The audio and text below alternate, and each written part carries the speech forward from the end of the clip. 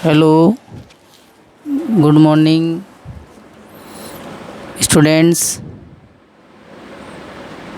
आज हम जो गद्य खंड है उसके जो चैप्टर संख्या जो 12 है मुंशी प्रेमचंद के बारे में जो है उनका जो महत्वपूर्ण पाठ है ईदगाह, उसके बारे में हम अध्ययन करेंगे। पहले इनकी जीवनी के बारे में थोड़ा सा अध्ययन करते हैं। इनका जन्म सन 1880 में हुआ, मृत्यु सन 1936 ईस्वी में हुई। जीवन परिचय। हिंदी जगत में कलम के सिपाही के नाम से मशहूर मुंशी प्रेमचंद का जन्म वाराणसी जिले के लम्ही गांव में हुआ था। इनका जन्म जन्म वाराणसी में हुआ, लम्ही गांव में, और जन्म हुआ था सन 1880 में। इनका मूल नाम था धनपत राय। मूल नाम याद रखना है, धनपत राय। सरकारी नौकरी से त्यागपत्र देने के बाद उन्होंने अपना सारा जीवन लेखन कार्य के प्रति समर्पित कर दिया। सरकारी नौकरी उन्होंने त्याग दी और अपना सारा जो जीवन है लेखन कार्य के प्रति समर्पित किया। प्रेमचंद उर्दू में नवाब राय के नाम से लेखन कार्य करते थे। उर्दू में भी ये लेखन कार्य करते थे नवाब राय के नाम से। उपन्यास के क्षेत्र में उनके योगदान को देखकर बंगाल के विख्यात उपन्यासकार शरतचंद्र चट्टोपाध्याय ने उन्हें उपन्यास सम्राट कहकर संबोधित किया था। उपन्यास सम्राट किसको कहा गया है? मुंशी प्रेमचंद को। किसने कहा? शरतचंद्र चट्टोपाध्याय। ये भी उपन्यासकार थे जो कहाँ के थे? बंगाल के विख्यात थे। मुंशी प्रेमचंद ने अपने साहित्य में किसानों, दलितों, नारियों की वेदना शब्द का अर्थ होता है पीड़ा, और वर्ण व्यवस्था की कुरीतियों, बुराइयों का मार्मिक चित्रण किया है।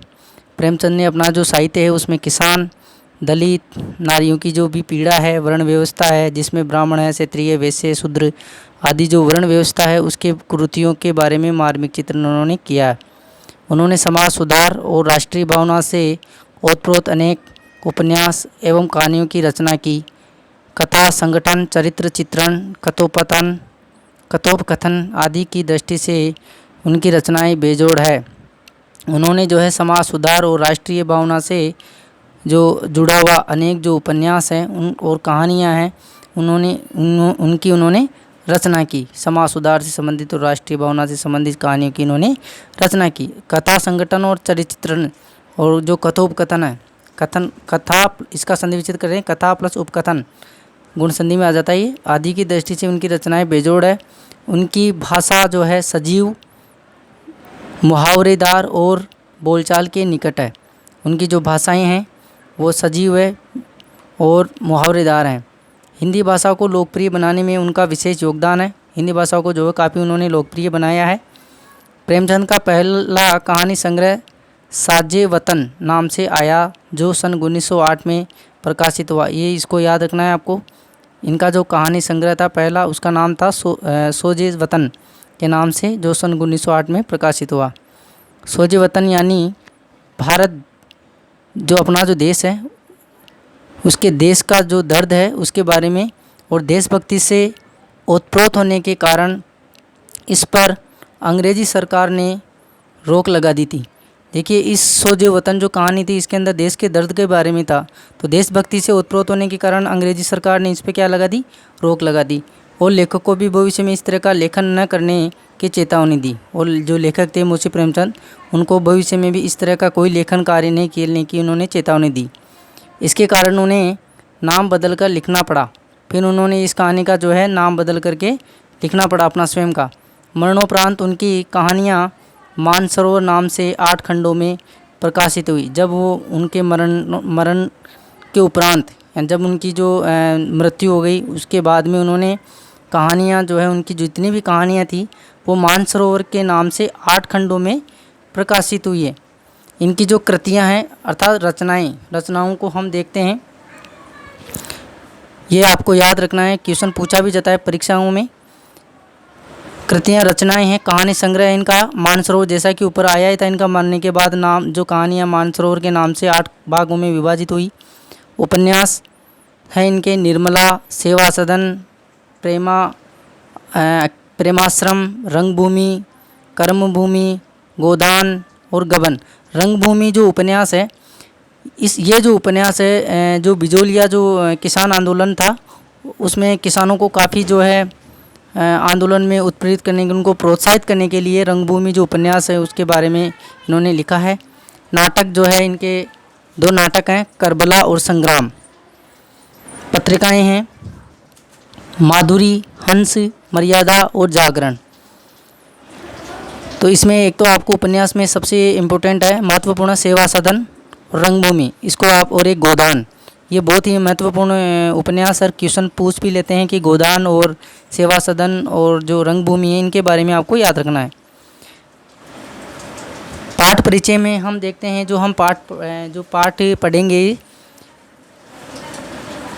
ईदगाह काफ़ी महत्वपूर्ण पाठ है। इसमें इस पाठ में से क्वेश्चन भी पूछा जाता है। मुंशी प्रेमचंद की बाल मनोविज्ञान को चरितार्थ करने वाली एक प्रतिनिधि कहानी है, एक कहानी है ये, बाल मनोविज्ञान को चरितार्थ करती हुई, यानी कि जो छोटे छोटे जो बच्चे होते हैं उनका जो भी चरित्र होता है, उनकी जो भी भावनाएं होती है, उनको उजागर करने वाली ये एक कहानी है। इस कहानी में ईद जैसे महत्वपूर्ण त्यौहार को आधार बनाकर ग्रामीण मुस्लिम जीवन का सुंदर चित्र प्रस्तुत किया है। अब ये जो कहानी है, इस कहानी के अंदर ईद एक त्यौहार होता है मुस्लिमों का।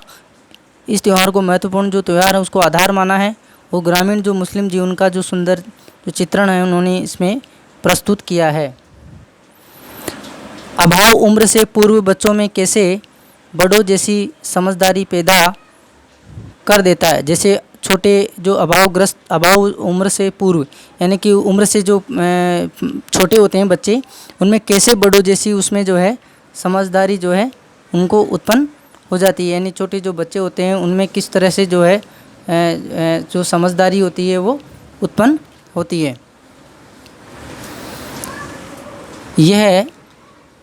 यह जो है, यह इस कहानी में हामिद के चरित्र से साफ जाहिर होता है। एक देखिए, इसमें आपको ये ध्यान में रखना है, ये जो कहानी इसमें महत्वपूर्ण जो व्यक्ति है वो है हामिद, एक छोटा सा बच्चा है। हामिद के चरित्र से साफ जाहिर होता है। मेले में हामिद अपनी हर इच्छा पर संयम रखने में विजयी होता है। देखो, हामिद जो है मेले में जाता है ईदगाह में, उसको काफ़ी अच्छे अच्छे खिलौने दिखाई देते हैं, काफ़ी जो है उसको जो है खाने की चीज़ जो है जलेबी वगैरह आदि जो भी खाद्यान्न मिष्ठान जो चीज़ें हैं वो दिखाई देती है, लेकिन वो उनके प्रति जो है आकर्षित नहीं होता है, बल्कि साथ ही जो है साथ ही वो जो है अपने माँ के लिए जो है चिमटा खरीदता है। लेकिन जिससे स्पष्ट होता है कि वो जो है छोटे से बच्चे में भी किस प्रकार से बड़ों जैसी समझदारी उसमें आती है। तो इसमें यह है कि ये जो कहानी इसमें हामिद के चरित्र से साफ जाहिर होता है कि मेले में हामिद अपनी हर इच्छा पर संयम रखने में विजयी होता है। साथ ही रुस्तमे हिंद चिमटे के माध्यम से प्रेमचंद ने श्रम के सौंदर्य और महत्व को भी उद्घाटित किया है। वो जो है अपनी जो दादी है उसके लिए जो है चिमटा खरीदता है, उसका नाम वो रखता है रुस्तमे हिंद, जो के माध्यम से प्रेमचंद ने श्रम के सौंदर्य अर्थात परिश्रम का जो सौंदर्य था और महत्व है उसको उन्होंने उद्घाटित किया है, उजागर किया है। चित्रात्मक भाषा की दृष्टि से भी ये कहानी अनूठी है।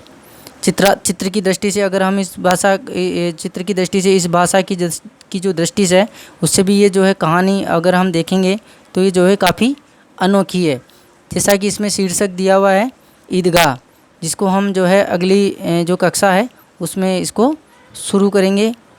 अब आप आज का जो टॉपिक है इसमें मुंशी प्रेमचंद के जीवन के बारे में, इनका जन्म, मृत्यु, इनकी जो रचनाएं हैं और ये जो अपने जो कल जो कहानी पढ़ेंगे ईदगाह, उसके बारे में थोड़ा सा इसमें चलिए जो है वर्णन किया है। जो आपको इसमें जो रचनाएं हैं उनको आपको लर्न करना है। अब तक जो भी हमने जो भी पढ़ा है उसमें अगर आपको कोई समस्या हो तो मेरे को आप पूछ सकते हो। Thank you.